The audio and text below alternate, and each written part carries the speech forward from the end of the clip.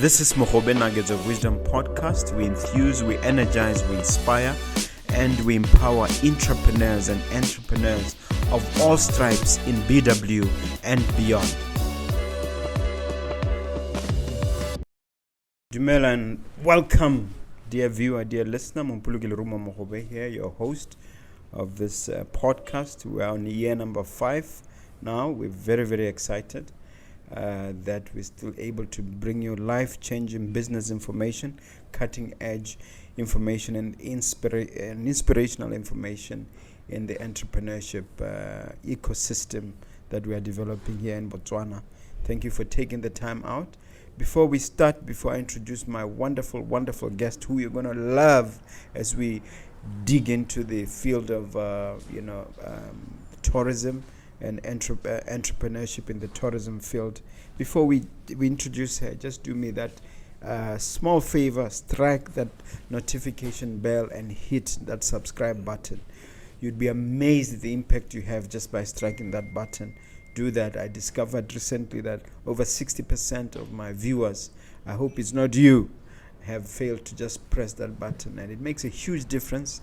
We're not only able to bring a better quality guest for you, quality of guests for you, but we're also able to work with these algorithms, which are very, very challenging here in cyberspace. So please, just a small favor. It costs you literally nothing. Strike that subscribe button.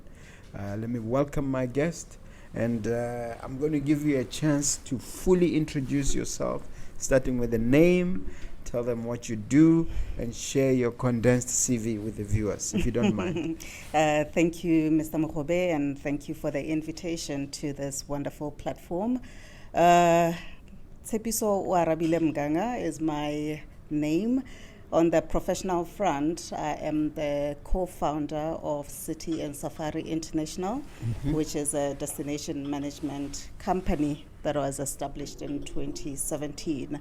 Also the founder of a coaching and mentorship program, the Tourism Business Coaching and Mentorship Program.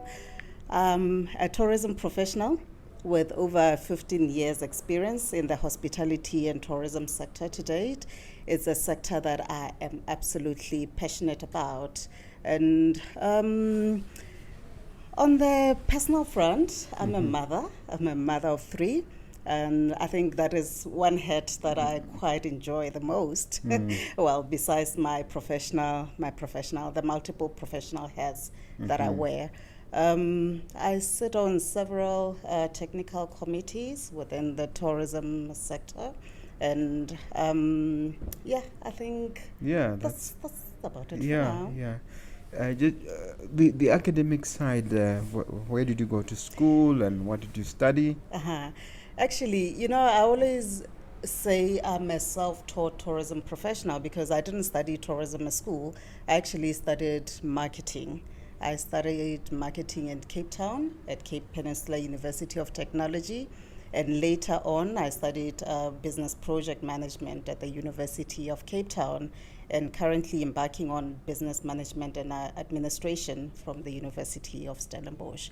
So my background is within business administration as well as marketing and business project management. Okay, let's start at the beginning. How did it all start? How did the whole tourism thing begin? Just mentioned that I studied in Cape Town.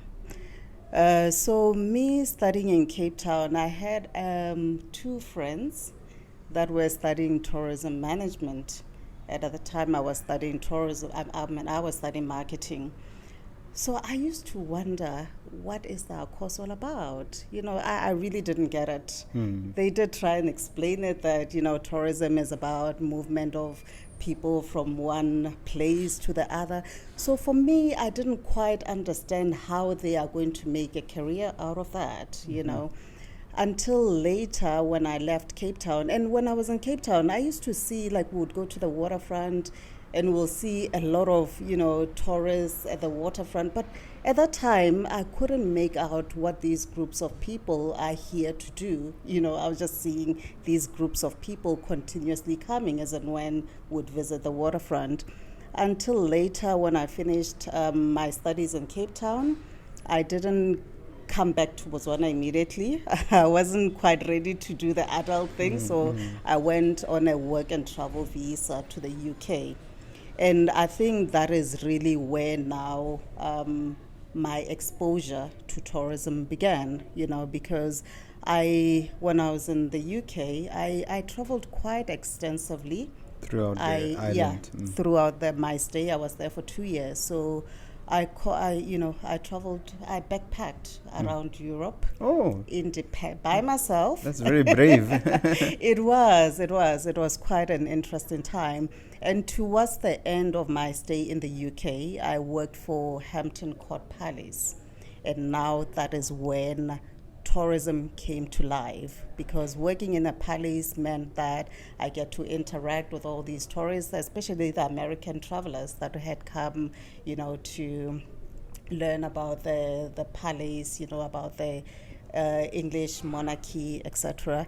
I came back home 2 years later, made a short stint into media before now venturing. Which aspect of media? I worked for Botswana Guardian, so still marketing. Everything. I've been a marketer since starting to date. Yeah, yes. Just in different sectors. So then, when I came back home, I did media for a bit, and then I was headhunted into the hospitality sector. I was the marketing manager at Cresta President Hotel. I stayed with them for 2 years, and then I joined Botswana Tourism. And that is where this foundation, when I speak of tourism, my foundation, about the industry as a whole began with Botswana Tourism. There's quite a little bit to unpack there. But I guess maybe with the benefit of hindsight, let's start with the V&A waterfront in Cape Town. Why? Because I was there only in January this year, and there's some excitement about that place. If you could reverse engineer it for us, what is it about the place that is so successful? What is their secret sauce? Do you know, I think Cape Town is Cape Town. Cape Town is quite a cosmopolitan city. It offers, when we speak of it's quite a versatile destination in terms of its offering. So it's got a little bit of everything for everybody. I mean, from the ocean experiences, from the cultural, it's mainly around urban tourism, but it's the versatility of it that is quite attractive. Being an African city, you can imagine what the West tends to think about Africa. But when you get a destination like that in Africa, which is quite cosmopolitan like that, with a variety of offerings, I think it's and quite then you inject the political element with Robben Island as well. Yeah, it's quite, yes. You see, again, those historical,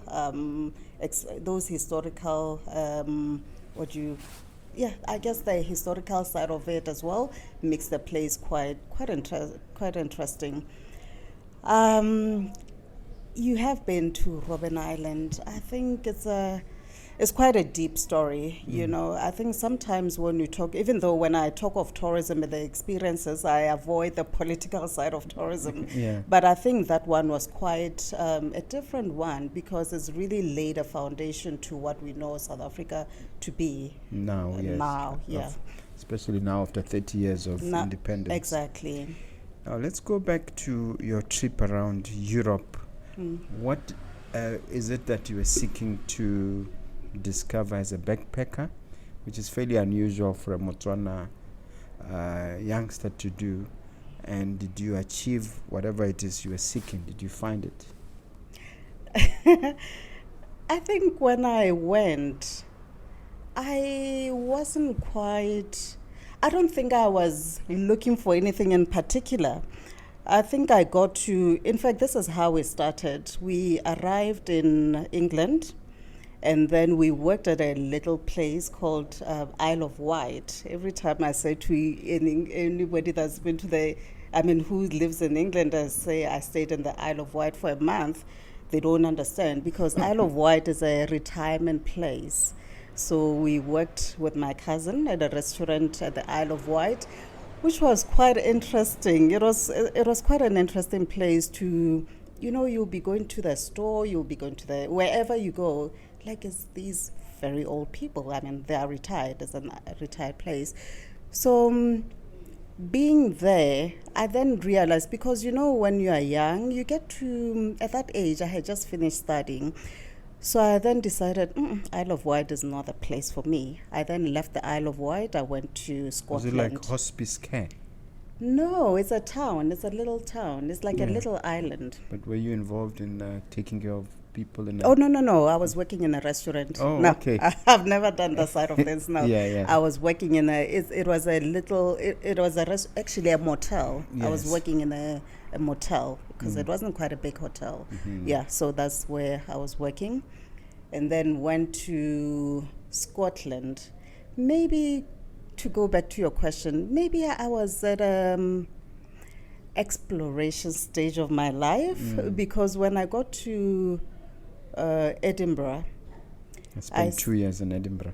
No, I spent. You spent 2 I'm years just in telling you, Edinburgh. yes. How did you manage 2 years in Cold, Edinburgh? yeah. Exactly. Yeah. That is why I left. I was gonna stay there for the duration of my work and travel visa, but it was too cold. I left after 6 months and went back to London. And I think being in London, I then realized the proximity of Europe. That it's so easy to get around Europe. Not only was it easy, especially if you have this visa, the Schengen visa. Yeah, the Schengen visa. Schengen visa, yeah, that's how you say it. Yeah. Exactly. It was easy to get around. It was very cost effective. So I think for me, it was just that bravery of saying, you know what, I'm here, and it may be a once in a lifetime opportunity. Why don't I start exploring Europe, So I found myself one thing leading to another, one destination leading to another. I mean, the first European destination that I went to was France. I stayed in France and then I went to Italy. I've got an interesting story. When I went to Italy, I went to Florence. When I was in Florence, I met an old lady that said to me that I think she was in her 60s at that age. Remember, I'm about, how old am I? In my 20s. She was about 60 years, and she says to me, oh, do you know, I've always wanted to go to Venice, and I never got an opportunity because I didn't have anybody to go to Venice with. And I was like, okay, you've got me. Let's go to Venice. And that's how I ended up going to Venice. We just decided. And that is how simple it is to travel around Europe. And I encourage anybody, even now, anyone that has just started, that have just completed their uni, before getting into the adult world, just go explore the world. Is it what they call a gap year type of thing? A gap year, yeah. Only that I took 2 years. Yeah, but yes, it is what you call a gap year. I think the experiences that come with that is absolutely priceless. Okay. Any other interesting destinations in Europe and anything of significance that comes to mind?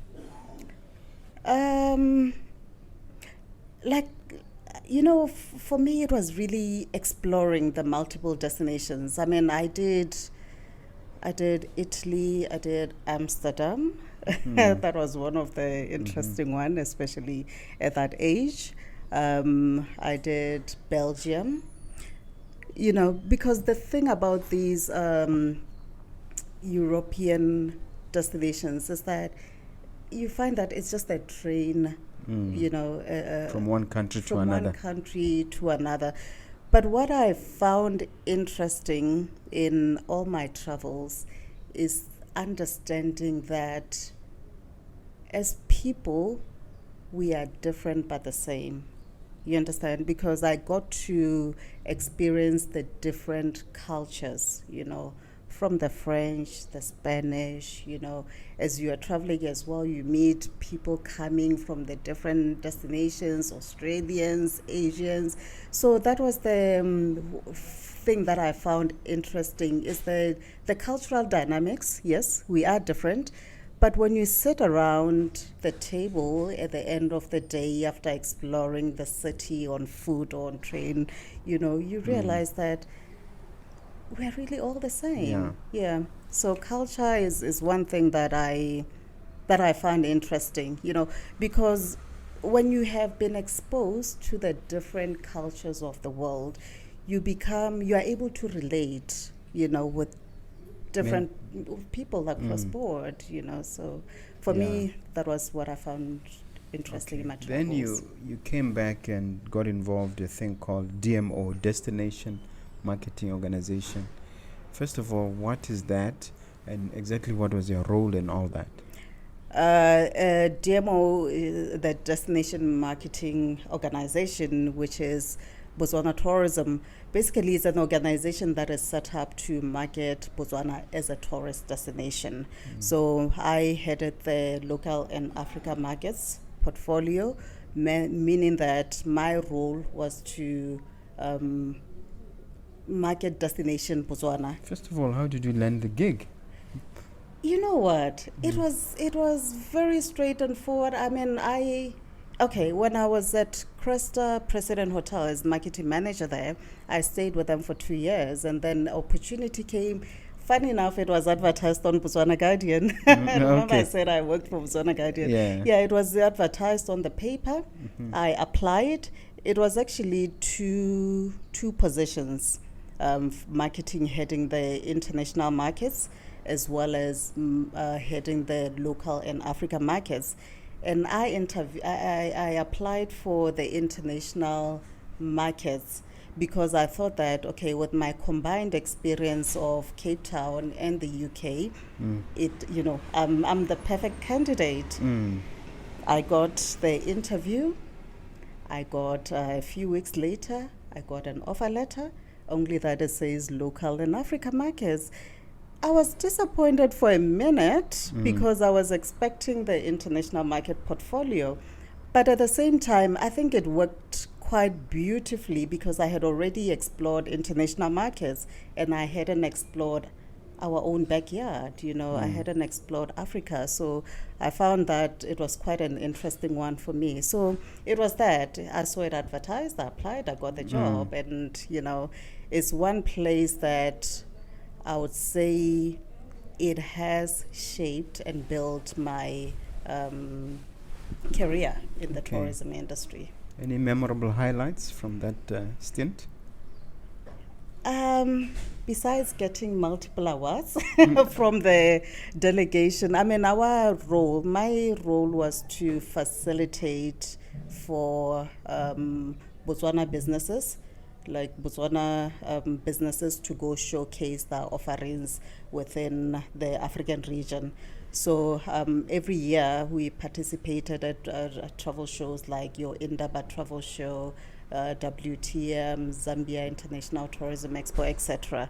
So my job was really to facilitate for the Botswana industry to go and participate at those shows.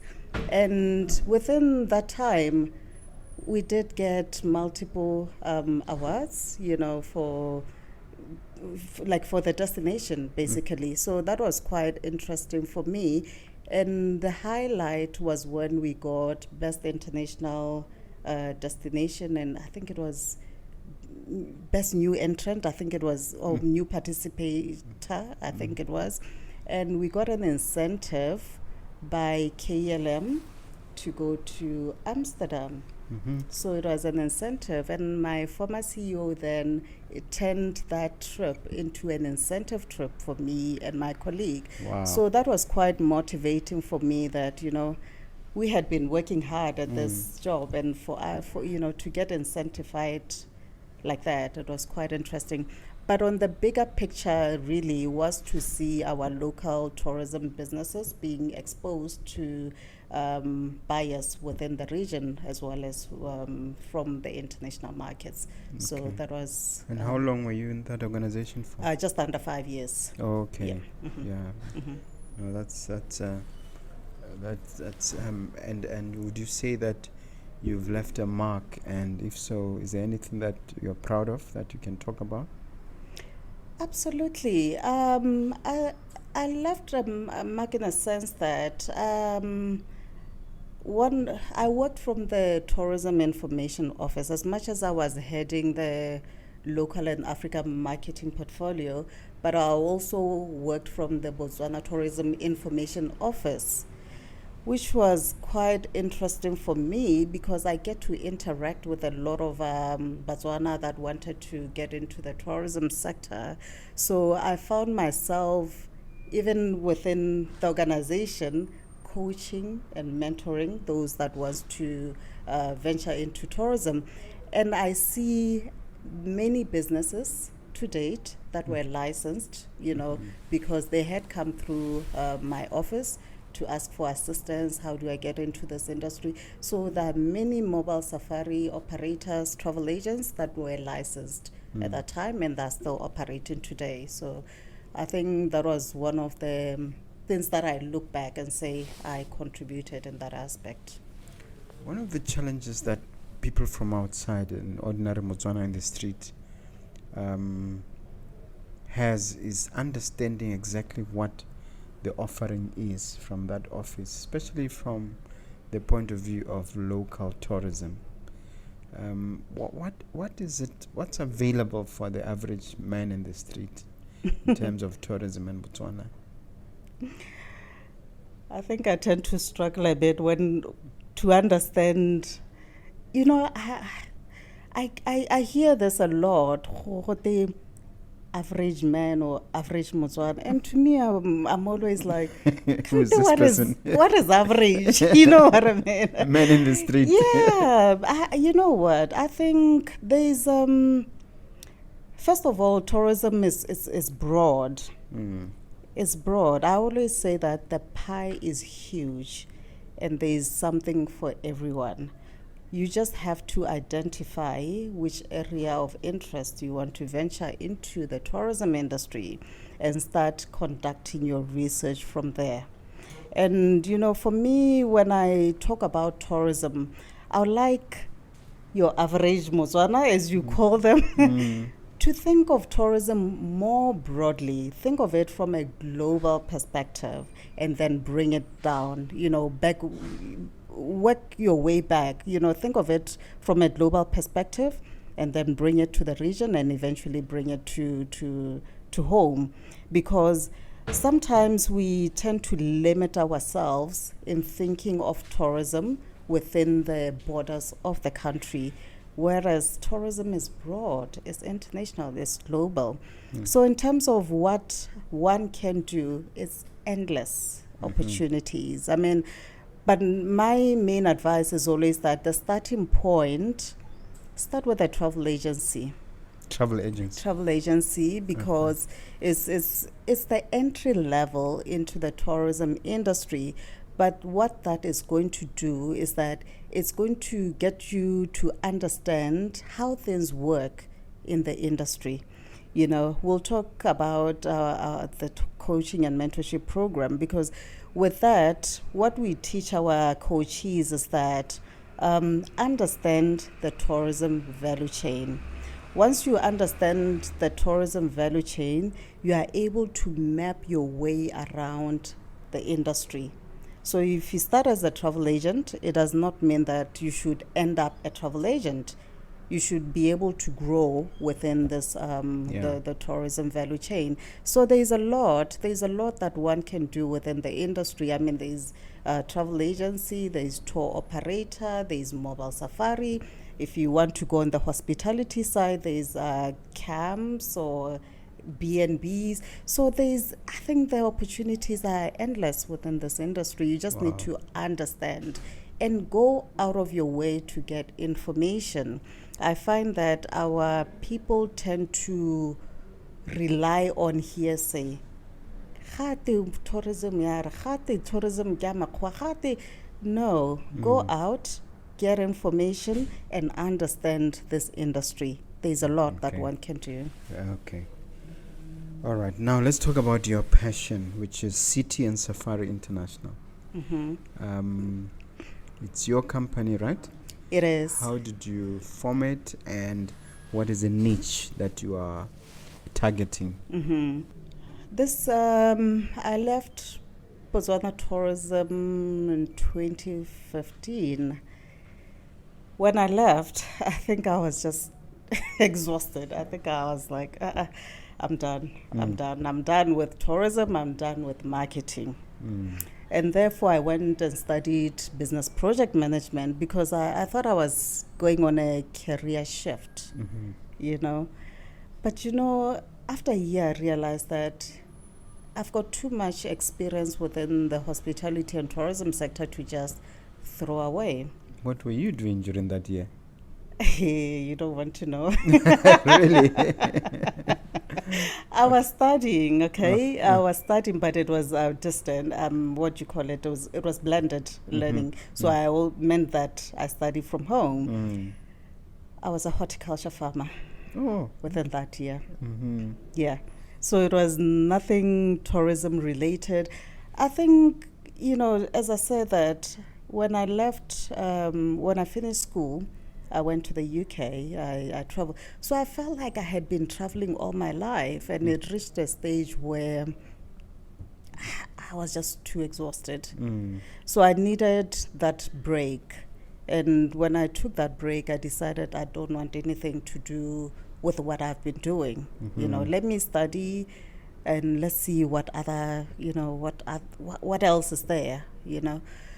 But, you know, there was a project that I was assigned to, one of the buildings here, the CBD, that I was assigned to, shadow, like what goes on in the project management space. And I found myself constantly in the office, and I was like, no, this one is not for me. So when I eventually... You don't like sitting behind a desk?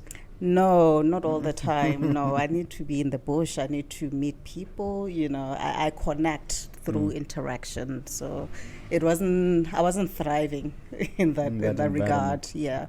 So when in fact, it was out of a question that my husband said, you know what, you should consider going back to tourism. And I think he said it at a time where I was ready, because I had just completed the studying and I had done a little stunt in trying to attempt getting into project management, which didn't work. So it did make sense for me to go back to an industry that I absolutely enjoyed. So when I looked around, I then thought, you know, tourism, a lot of businesses, the focus is on leisure tourism. I've been, during my time with the organization, I was exposed to what you call business tourism, or the MICE industry, as we're getting to know now. So I found a niche in that. MICE meaning meetings, incentives, conference, events. Okay. So it's an acronym for business tourism. Yes. So we found a niche in that. And therefore, City and Safari is a destination management company. So it essentially means that somebody that is in Europe that wants to bring a conference into Botswana, they have never been to Botswana, they don't know how things work in Botswana, they then engage a DMC, which is City and Safari, to coordinate that activity or that conference for them. So it's basically the A to Z of conference management and other post-conference tour activities that happen. So it was established in 2017. So it's, currently it's the government's priority sector to develop Botswana as a MICE destination. And for us, I mean, we started in 2017, so it was a little bit ahead of of time. But it's because of the exposure that I got exposed to the business tourism back then I think in 2011. You call yourself a co-founder. Who's the other founder? Oh. And what is the setup? Yeah, the co-founder, the other founder was my late husband. Oh, Yes, sorry. he passed in 2021. Yeah. COVID. Yes. And Sorry. yeah, so we founded the business together, and it was I'm a marketer. Strength. My core strength is tourism marketing. His core strength was on the financial side of it. So we complemented each other in that regard. So that is who the co-founder is. Yeah. Now explain the city and the safari part. Wow, that's an interesting one, because it's the business model itself. So the city part is the MICE activity, basically is the conferencing part. And then the safari part is that the delegates that we would have hosted in the city, whether it be an international meeting or a conference or event, the same delegates, we then take them to the northern part of the country for post-conference tours. So we'll do packages for them in the Delta or anywhere in the northern part of the country. So that is, that is the spin-off from the conferences that take place in Gaborone, which then is spins off in the northern part of the country. Wow. That is where the safari comes You handle in. both sides. Exactly. So it's Okay, a just well-rounded. walk me through how it works. Say, I'll pick a random place like Japan. You get a phone call from a Japanese, I guess it would be a Japanese tourism outfit. They want to bring 50 people to Botswana. They are clueless. They don't know what is required. Walk me through what you do. Okay. So the starting point, they will contact us and then give us a brief of the activity that they want to bring to the country. Sometimes they don't even know which area of the country will be suitable for the type of activity that they want to bring. Let us say it's a meeting, right? We'll then advise them the suitable location for them to host that meeting. Let us say we have advised them on Gaborone. And then from there, we then advise them. Basically, they would have given us the initial brief that we want to bring 20 people to Botswana for a meeting on this day to this day. And then afterwards, and this is the program that they're going to do when they're in the country. And then after that, we want them to do leisure activities. So basically, we'll then identify the good location for them. We'll identify a venue for them, and then we'll also coordinate, depending on how they want, the extent at which they want us to be involved on the actual program. We'll then coordinate that, because sometimes they even require for us to set up certain meetings for them. We can be able to coordinate that for them, and then we do the post-conference tours. Basically, once you've given us a brief, we run with the A to Z of the coordination. For them, it's a matter of arriving.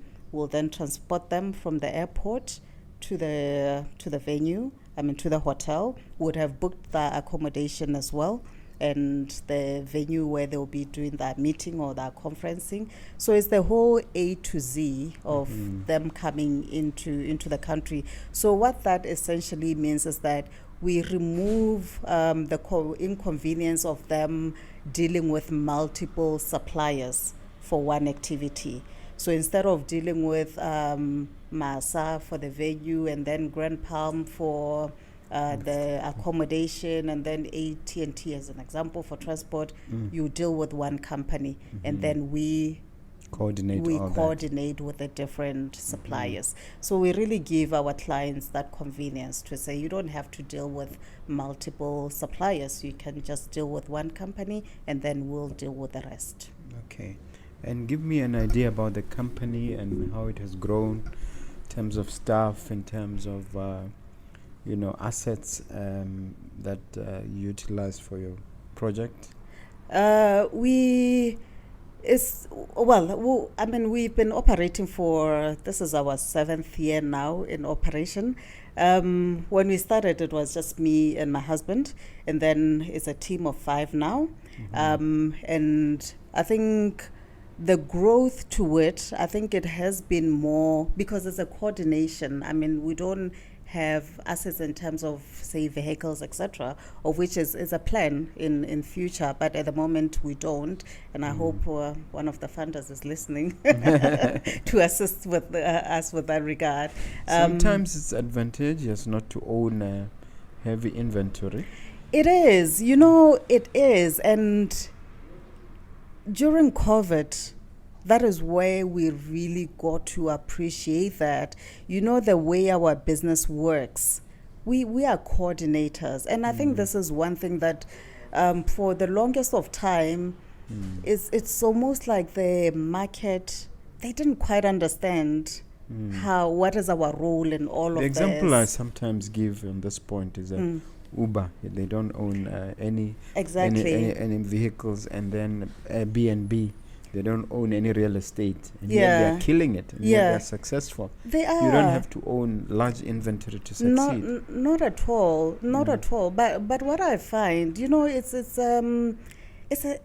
find it quite strange that maybe we don't educate our clients enough to really understand the type of businesses that we run, because there tends to be that level of expectation that you should have this, you should have that, and we are saying no, we have all of that, only that we don't owe them, but we make them available as and when it's required, and we have been doing that so well for 7 years. I mean, we've had a number of activities that we run, and I can tell you that we always get fantastic reviews from all the events or meetings that we have coordinated. Okay. Is there any event that you're particularly proud of, or service that you've delivered that you want to share, without necessarily sharing names of your clients, that you may want to? No, not in particular, because all of these activities, I think all of them, they have a different, charm and character to them. So for us, really, every, business that comes through our doors, we always, not only do we serve our clients, but there is always that lesson learned with every activity that we have done. I think the ones that maybe would stand out are the international ones that would have come to the country, obviously with that discomfort that they don't quite know how things are going to turn out, and when it turns out very well, they are quite appreciative of that. And for us, getting those good reviews, it does, we get quite proud for that. So I think all of them, really. You can't pick one. I can't pick one, especially if I can't mention any name. But we have worked with big brands. Unless you think it's harmless to do so. No, I think rather we don't. Okay. Rather we don't. Now, COVID was quite a devastating event for the country, and the headlines were terrible around 2020, 2021 on tourism side. Has the industry recovered? Has your company recovered? If so, in what way? Can you speak to that issue? It was a terrible time indeed. We saw a lot of businesses shutting down. It was quite a tough time for our industry. I wouldn't say we have completely recovered, but we're on way back. Currently, I'll say we're on 70% back to recovery, which is quite good, because we're seeing now international travel coming back. As much as we know that domestic tourism is the backbone of the industry, but that what really brings more revenue, if I may say. Hard currency. Yeah, it's the international business, which it is starting to come back to the country. So I think we are at recovery stage at the moment. We're not quite on 70%. So yeah, it was a hard time, but also I think what it brought about is opportunities as well. I mean, some businesses shut down, but it also offered opportunities for the new entrant into the tourism industry.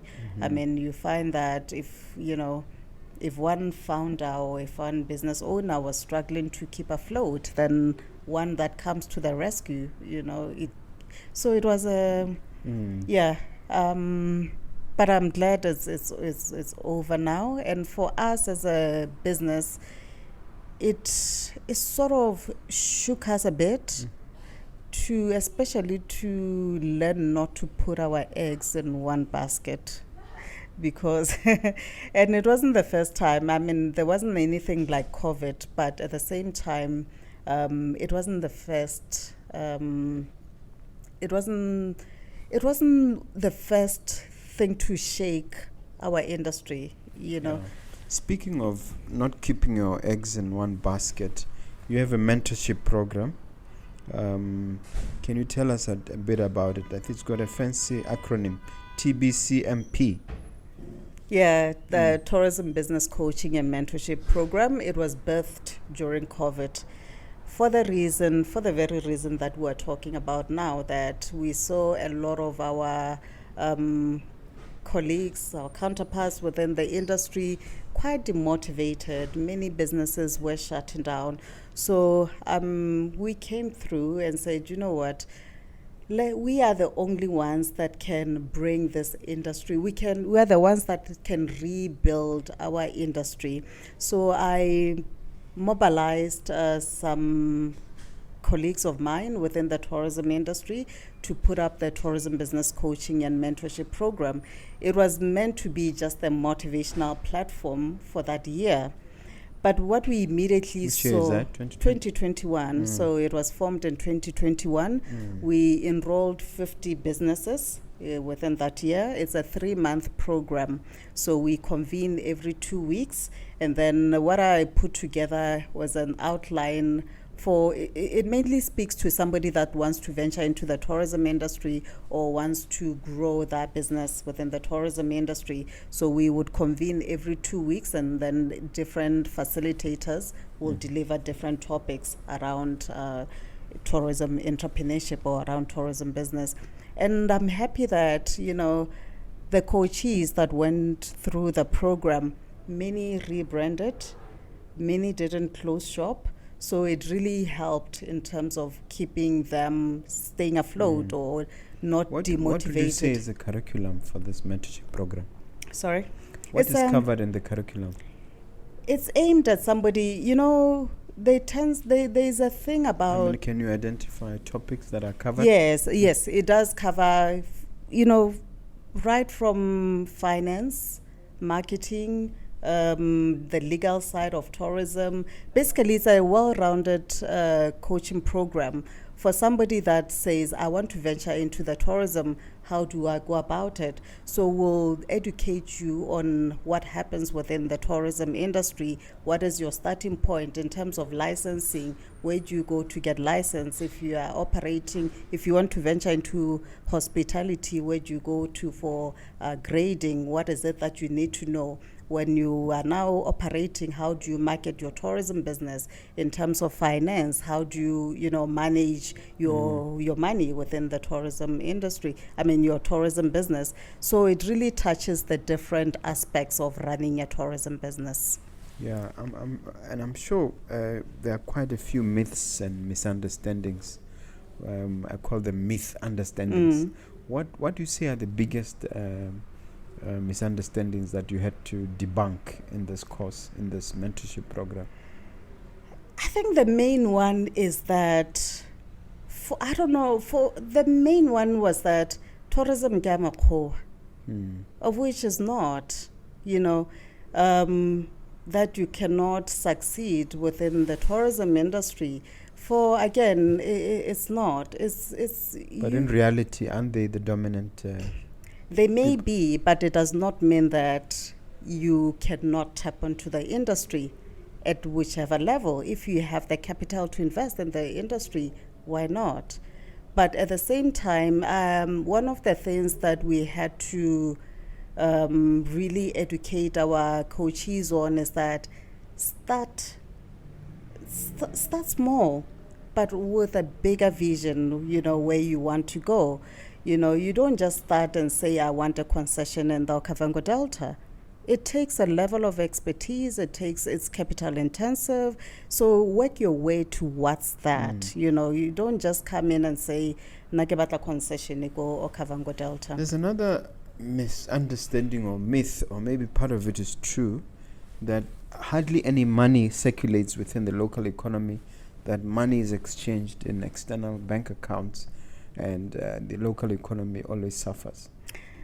That is, I think earlier on I said that I focus on the business of tourism and not the politics of tourism, because I think that is where we tend to shut our minds, in terms of venturing into this industry, because there's a lot of myths that happen in the industry, and most of them, or some of them at least, they're not true. I mean, I've been running a tourism business for 7 years, and all the suppliers that we have been working with for the past 7 years, their bank accounts are here, they're in Gaborone. So we have never, or at least maybe the suppliers that we work with, because remember there are multiple of suppliers within the tourism industry, but the ones that we have worked with, the money is within, we pay into Botswana bank accounts. Even our own bank accounts are within the country.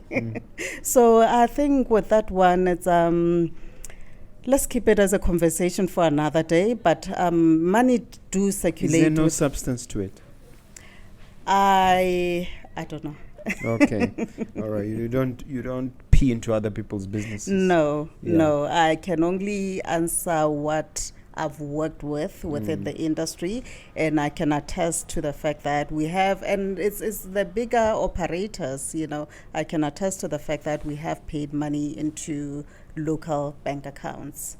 There's a sizable market, is there not, that covers, that is multi-territorial, that covers Zimbabwe, Zambia, Namibia, and South Africa as one part of one trip. Are you part of that, or do you get involved in those sort of... Yes. How does it work? Yes, we're actually a member of one of a regional tourism association. What basically means is that, when you are in the tourism industry, the travelers themselves, they dictate the movements. So most of our international travelers, they don't just come to one destination, especially Southern Africa. They do multiple destinations. So us as tourism businesses, we also do multiple destination packaging, meaning that we combine Botswana with neighboring countries, and most of the time it will be co-packaged with Zambia, with Zimbabwe, and a little bit of Namibia, but most of the time within the region will be Zambia, Zimbabwe, and of course South Africa, because the entry point is mainly South Africa.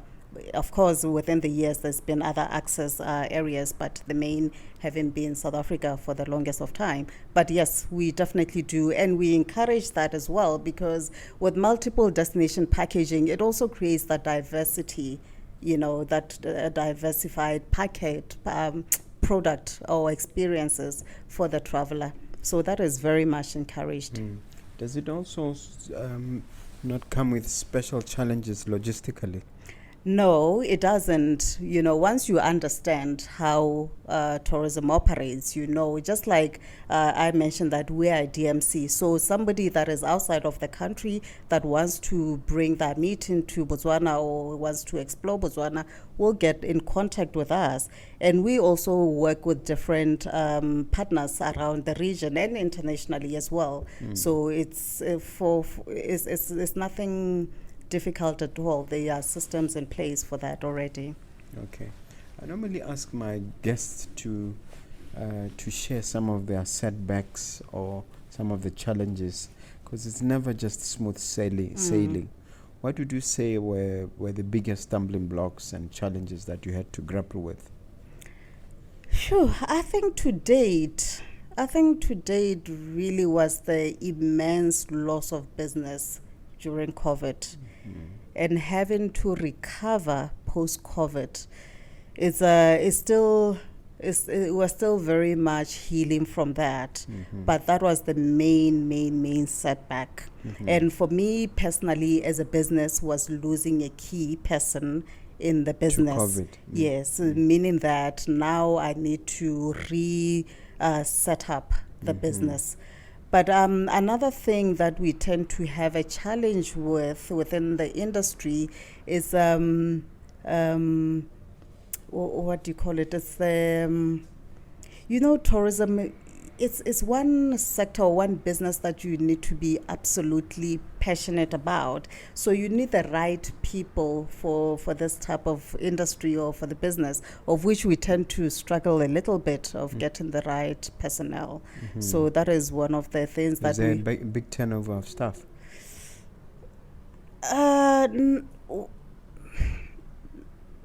Maybe on the hospitality sector, yes, it's one of the areas that there tends to be quite a big turnover. So you obviously have to improve your training to meet that challenge. Yeah, exactly, and that is one of the areas that is addressed by our coaching and mentorship program, because it's a practical skills development and training program, which is delivered by expertise and experts that have been in the tourism industry for at least a minimum of 10 years. So you get it's quite a wealth of knowledge that we impart on our coachees. Because when they come from universities or when they come from college, they come with so much experience. So for us, we get them, or we give them, that practical knowledge about the industry. So that is one of the areas really that we address within the program. As much as there are challenges there and setbacks, there are obviously also triumphs and successes, sometimes spectacular successes. The youngsters normally ask me, you didn't ask your guest about the money. Is there a lot of money being made? So talk to the idea of the success aspect, the triumphs, and the money in the tourism industry. Where is the moolah? The moolah is there. The moolah is there, okay?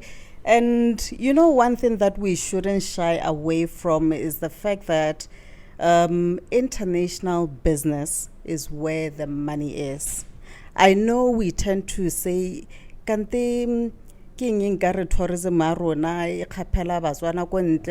it's not that. You understand? If you can sell a room for $1 rate and the same room for a pula rate, that is where we use the mix in pricing. But I can tell you that in terms of revenue, it's a very rewarding business to be in. It's quite rewarding. It's quite rewarding. Okay. You said that 3 times. Can you break it down and explain in what sense? Well, rewarding in the sense that if you have positioned your business in a way that you work with the dollar currency, that is where your main reward is going to come from. And in that sense, then, where are the spectacular successes that you can speak to and blow your own horn, as it were? I'll say it's the international brands that we've worked with that have come to the country for specifically on the MICE sector. We have worked with quite big brands that have come to bring activity into the country, and that also comes with with it's good business for us. So I think with that one, really, the international business that have come into the country is what we have enjoyed the most. But of course, we do work with local corporates. But I think with local corporates, it was a matter of them really understanding the nature of our business. But otherwise, we do work with both markets. Yeah. There was a time on the mice issue when, for the longest time, Rwanda was the dominant player in Africa. And with the mindset change and some of the the initiatives we've been hearing from Office of the President, we are trying to give them a run for their money. Are we getting to that point? Are we chipping into some of that Rwanda business? Is it moving here? Okay, so where we are as a destination or as a country, we are seeing that our government is starting to prioritize or starting to develop Botswana as a maize destination. What that means is that it's diversifying our tourism offering, meaning that the focus is not completely shifting from the leisure market, but is to say, let us diversify, let us tap onto the maize industry, meaning that when we go out now to the international market, we not only sell the wildlife and the wilderness product offering to the international community, we're also selling Botswana as a place that can, we're also selling Botswana as a maize destination, meaning that is where we're going to increase our arrivals into the country. That is when now we're going to increase our market share, from the international community, because now we're presenting to them a more diversified product, as opposed to having in the past, we just presenting our leisure product. So yes, definitely, it's still quite at infancy stage, but I think, we have seen in the past year the number of conferences that have come into the country. That is a good starting point, and we really should commend our government for that, for those efforts. It is going to be quite a journey, because maize is an industry, itself that has to be, obviously we're going to have to solidify our maize strategy, etc. But so far, I think we will get there as a country. And yeah, on that point further, last year we had USA Africa conference summit, and then of course we are about next week we'll have the third Forbes and 30 under 30. How have these things impacted you specifically, or how have you benefited as a company and as a sector? For us, we definitely have benefited. As a DMC, it means that we have a role to play when it comes to the conferencing that have come into the country. There are different ways that we have benefited, but for the US Africa Business Summit, we got to host the secretariat into the northern part of the country. Again, there's the Forbes Summit that is coming on again. There are some delegates that we will be hosting. So for us, it has been quite, with every conference that have come into Gaborone, we've had a share on that. So it is good for the growth of our business.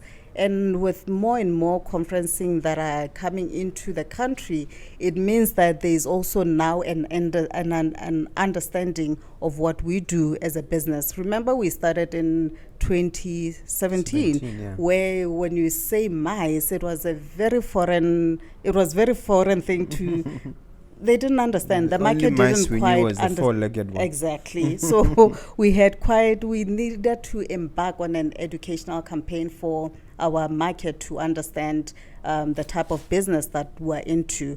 But now with the government's priority trying to stimulate Botswana into a maize destination, we're seeing now there's a better understanding of the services that we offer. In that way, then it means that we're getting more and more engaged.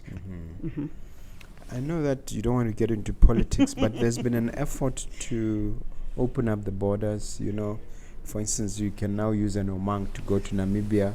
There's a similar effort to use simply an Omang to go to Zimbabwe. I'm asking this in the context that you mentioned the ease with which it was for you to travel when you were younger in Europe. What efforts, if any, is your industry doing to encourage more open borders and accessibility? And what do you think of the government's efforts? I know the Zimbabwean one is a bit controversial to allow access using omangs or using identity cards. Is it a tough question? Maybe. I think it is, in a sense that, you see, with that access, I really believe there should always be some form of regulation in anything that that we do. I think for us, really, it really depends. I mean, you are asking about our industry. Yes, it does have a level of where maybe it makes it easier to tap onto regional tourism, but it was still happening, So I think maybe that is let's not go there. It's fraught with landmines. Yeah, that area. I think that one. No, let's avoid that one for now. Yeah. I mean, with us as well, our target market. It's mainly the MICE market, right? Mm-hmm. Which is the corporates that are coming into the country for either meetings or conferencing. So that is not really our core market. That leisure regional tourism is not really our target market. Yeah. So I can't speak much on that one. Recently, we had a delegation go to England to talk about the issue of elephants and the conflict between humans and elephants. What is your take on this, since you are in the industry? Can you clarify it to us lay people what is the issue is, and if you have a position, do you mind sharing some of that with us?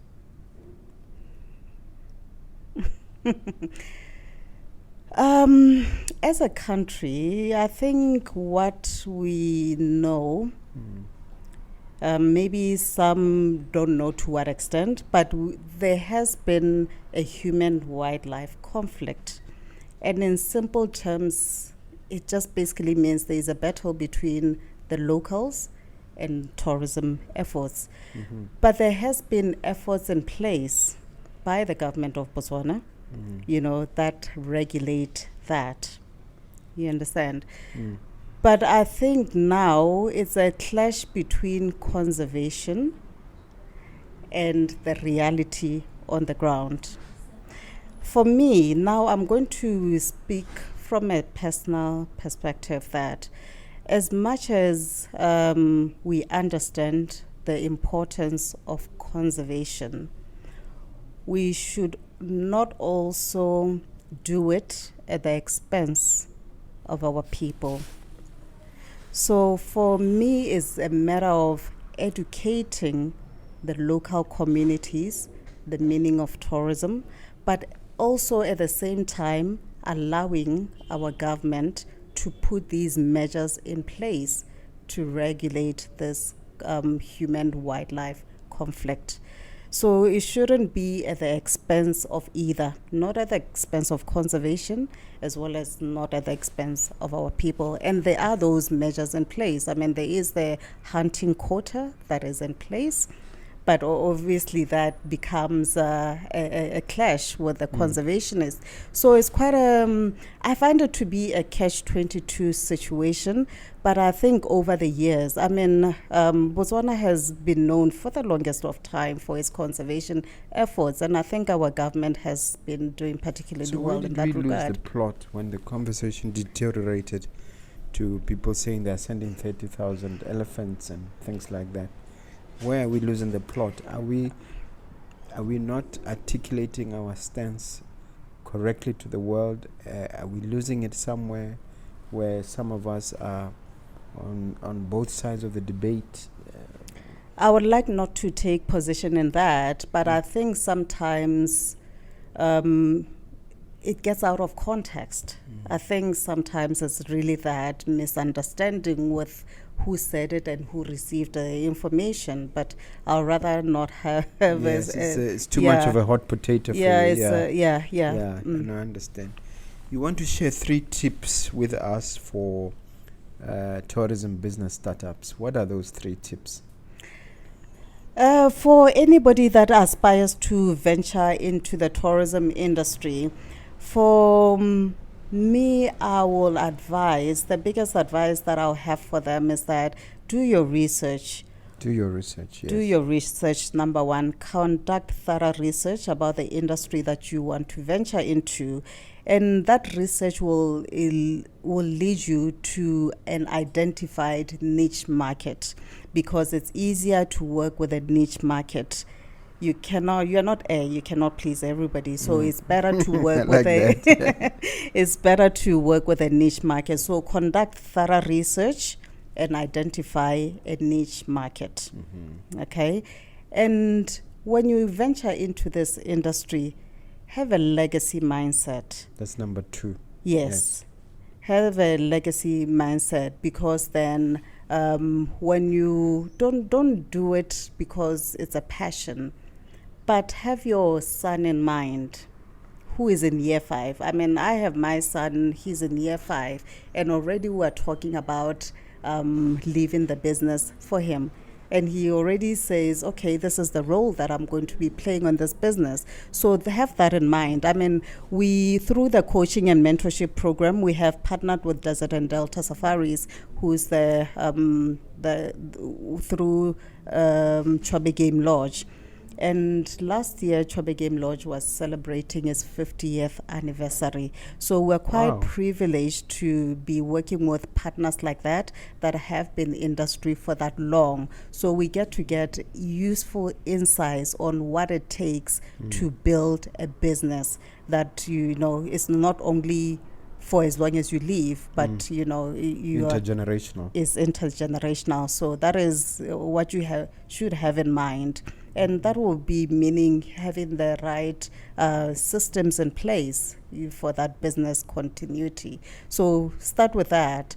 And relationships. Number 3, relationships. Relationships. Tourism is all about relationships. So ensure that you build good relationships within the tourism industry. And it's quite an exciting industry. And I will advise anybody that wants to venture into the industry, forget about the myths. Do thorough research and get information from the horse's mouth. Okay. And as we come towards the conclusion of our conversation, what are the actual areas that are available? It's easy to talk in generalities, but can we break it down for us as to what are the niche areas to look at, even beyond where you are yourself?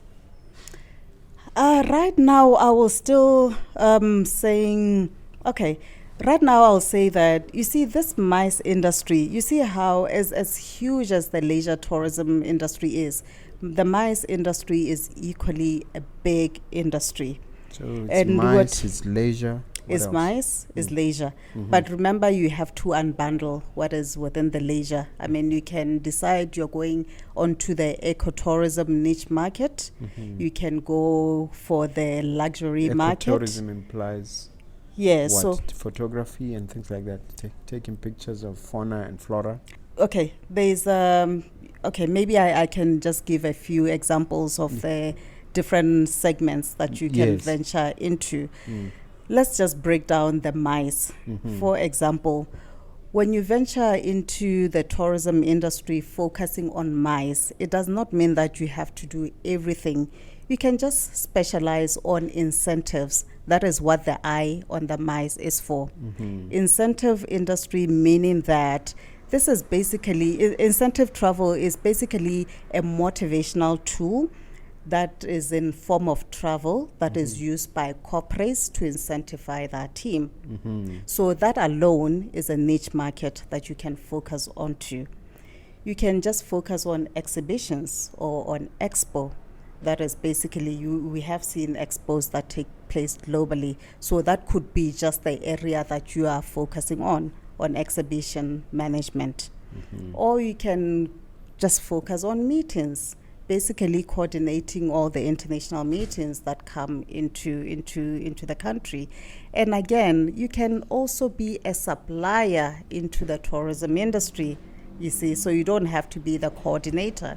You can be the one that is offering the decor into the industry. You can be the one providing transportation into the industry. So there is quite a lot that you can unbundle. But if you want to know more, of course, that is what we are teaching our coaches within our tourism business coaching and mentorship program, the different areas of opportunities that you can venture into. What about the one you mentioned, ecotourism, from the point of view of film and photography and so on? Ecotourism, or basically meaning that, you know, more and more travelers that are getting, it's basically being sensitive to the environment. Yeah. So there are several eco-certified properties that you can work with to offer that type of product offering to the international traveler, meaning that, yeah, so that is one of the ones that you can possibly have consider. Now, yourself as a traveler, also as an entrepreneur in this field, give me your top 3 best destinations for travel in terms of your own experience, and what something you would sell to your potential customers. How did you know that 3?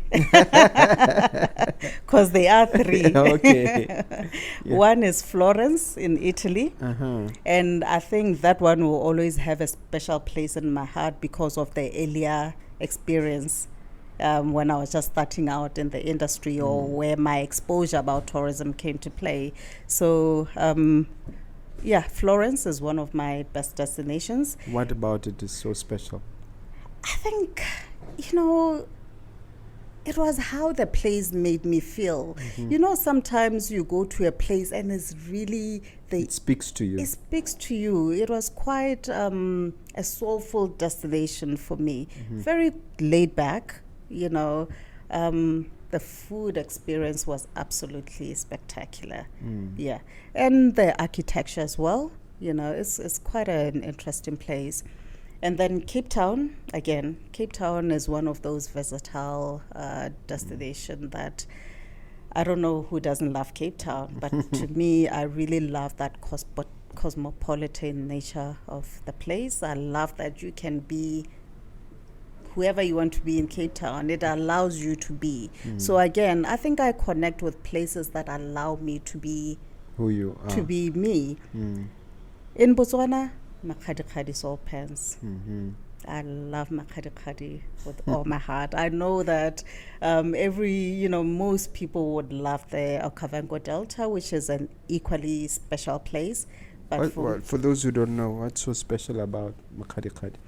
Makgadikgadi, I think it's the diversity of the product offering, you know, both seasons. Like in the dry season, you can do your quiet biking activities. It's got the cultural element to it as well, where you can interact with the Bushmen, understand their way of life.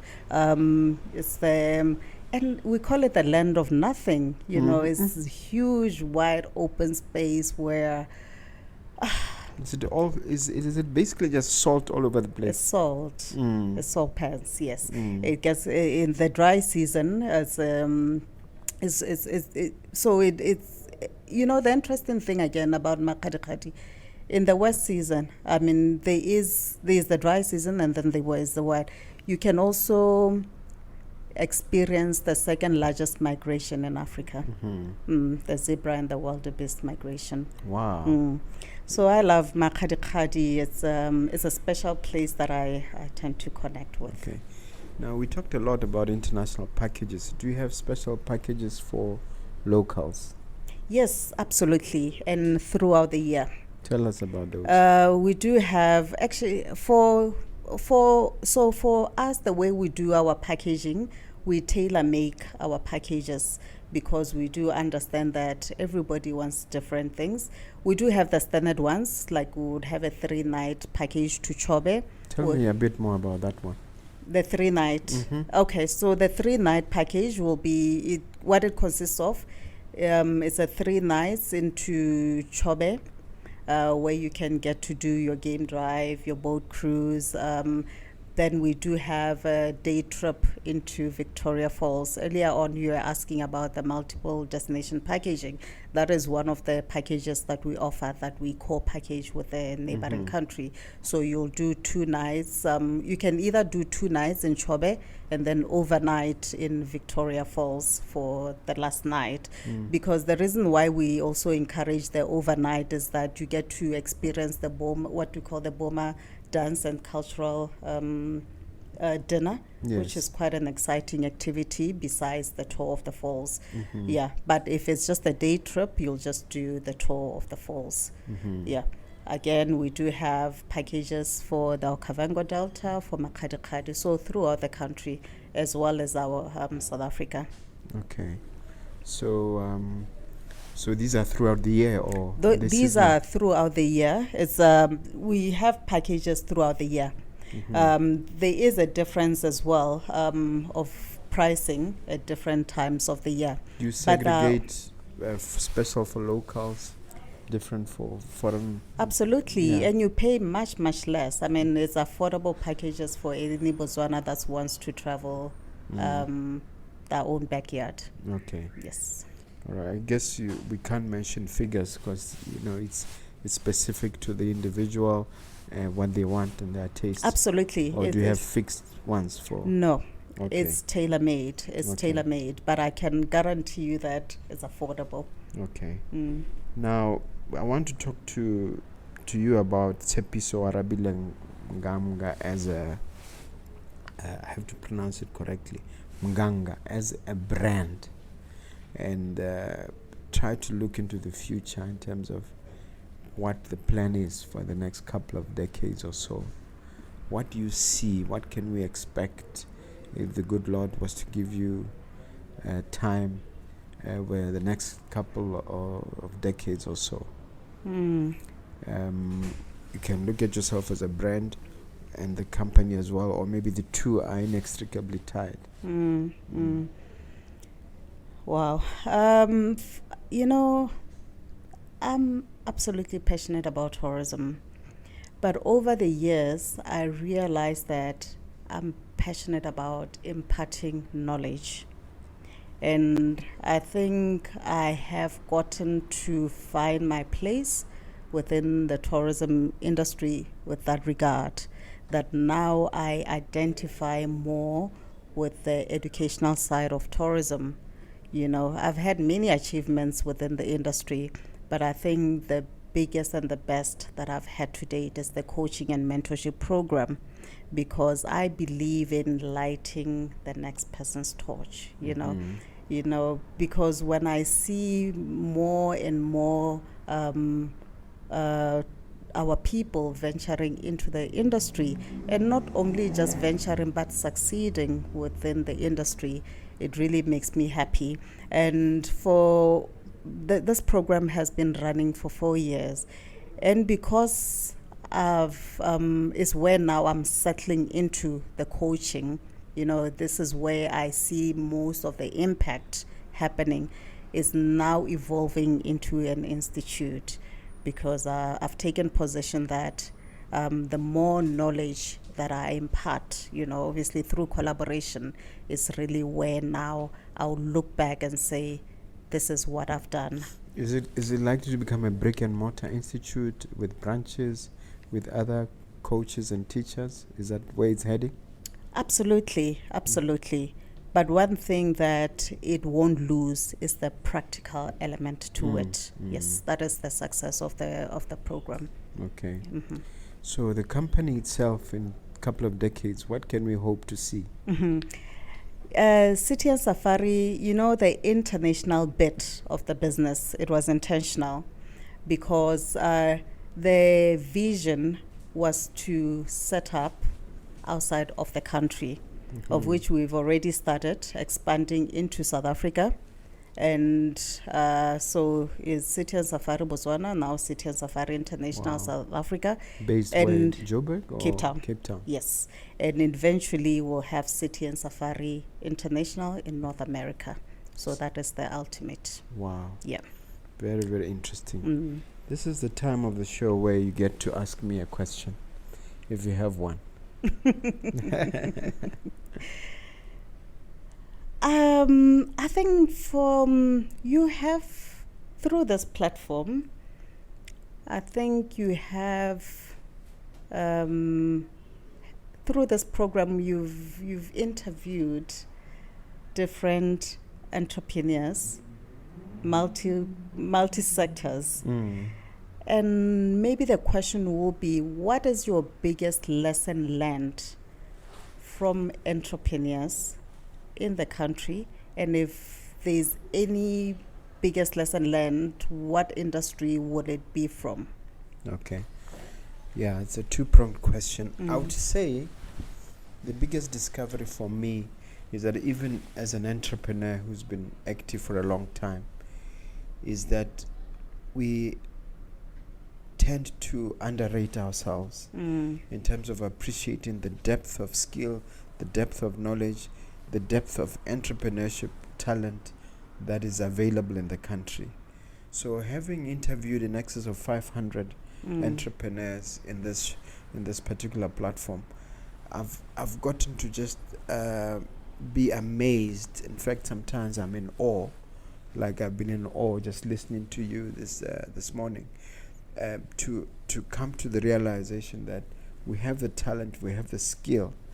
What we may not have sufficient of is, unlike maybe the Americans, unlike the Europeans, we're not marketing ourselves enough, we're not blowing our trumpet enough. And to the extent that this show seeks to bridge that gap and to encourage people to open up more, I think we are succeeding. But in terms of my biggest learning is the realization that there's a gulf between perception, because we normally underrate ourselves. We perceive ourselves as not being what we are.